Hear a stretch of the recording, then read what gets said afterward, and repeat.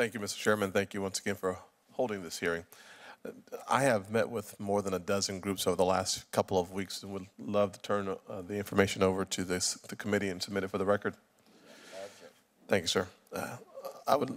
Ms. Miller, do you know how many jurisdictions around the country are currently running some type of a pilot program and or have adopted the policy of body-worn cameras, approximately? That's a great question. It's one I get asked a lot, and it's one I don't know the answer to. I don't think anyone knows the exact number. The most recent estimate I've heard was between 3,500 and 4,000 agencies across the country. But again, that's just an estimate. I think it's not even the most recent, I don't think it's necessarily current. So that is something that would, I think people are working on trying to figure that out. So. Well, the reason why the number is not nearly as important as the level of activity around the country. I think 4 or 5 years from now, looking back, this will be a foregone conclusion that we find ourselves with the vast majority of officers wearing body-worn cameras. But I do think it's important for us to point out the fact that the American Laboratory is currently at work, looking for best practices and the best policies.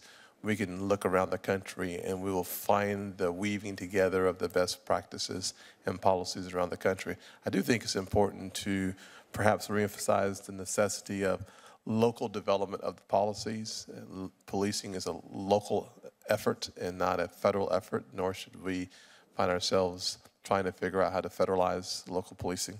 I think it's also important for us, Mr. Ware, I'd love to hear your thoughts on the mandates. I'm of the opinion that we should not mandate from the federal government what local law enforcement should do from body cameras, but we certainly should encourage it, and we can, I think, Ms. Miller, as we've discussed previously, create a framework for folks who work within. Thoughts? Thank you, Senator. I agree, and I would expect that most of my colleagues in the prosecution community would also agree. There certainly is a place to delineate best practices, and there certainly is a place to try to articulate the kinds of issues that need to be addressed and perhaps even suggest proposed solutions to some of those issues. But fundamentally, this really is a local issue, and it varies significantly from one locale to another based upon resources, officers' training, and the kind of requirements that are needed to effectively prosecute. The resources are a huge issue, not just with respect to the money involved with the data storage, but the personnel associated with that as far as being able to accurately document what data you have on hand, and then from a prosecutor's perspective, to be able to draw down that information and be able to identify which portion of recordings go with which case and how is it going to be used. Although you are generating significant evidence, you also generate significant work.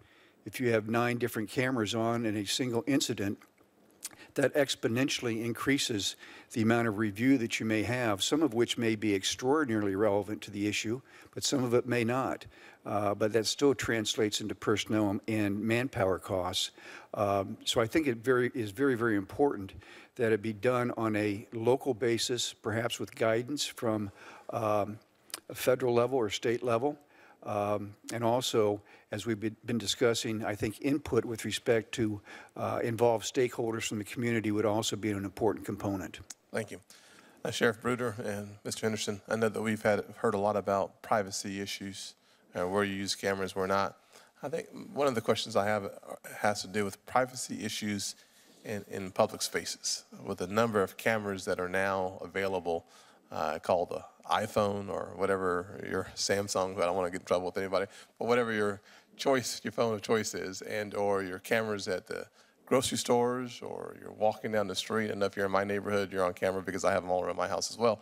So the truth is that there is a new conversation and perhaps new considerations that need to be absorbed as it relates to privacy issues in public spaces. And I'm not sure if you've thought this through yet, Mr. Henderson, and then for Sheriff, since you're a man who can arrest me in South Carolina, I want to make sure we give you as much time as necessary on that issue of privacy. That was my best joke, by the way. Well, Senator Scott, I'm sorry. I'll be very brief. I think you've identified a new but very complex challenge that faces 21st century society. I mean, after all, our Congress has just gone through a debate over the collection of data by the National Security Agency, what kind of information can be gathered in various forms. There obviously are new sensitivities, heightened sensitivities about privacy in our society, and that should be the case. So I think we have to move with care and thoughtfulness. I think that new policies have to be developed to meet new challenges, and how we both access this information, how we retain and store it, who has access to it.